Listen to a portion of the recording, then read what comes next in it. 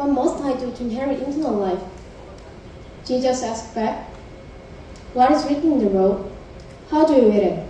The roll answered, Love the Lord your God with all your heart, and with all your soul, and with all your heart, and with all your strength, and with all your mind, and love your neighbor as yourself.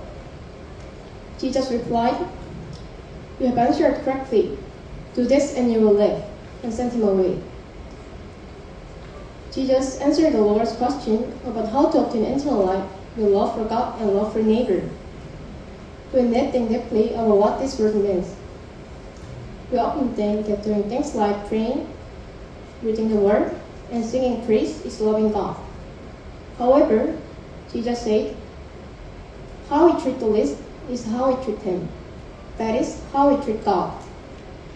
We can see that love for God is ultimately connected to love for neighbor. In fact, love for neighbor is not about something special. Not treating those near us carelessly, and not turning away from those who need help, and not easily judging people who are different from us. This is the beginning of loving our neighbor. Of course, loving our neighbor is not easy. However, we are people who have already received the love from God.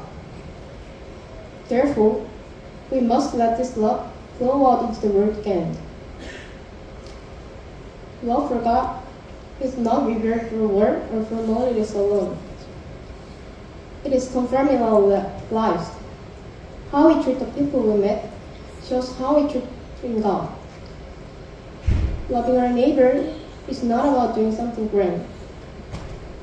It is about not treating those others carelessly and not turning away from them in the place where we are.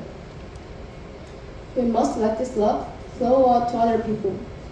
I believe it is our task to reveal the love in our daily lives. Thank you.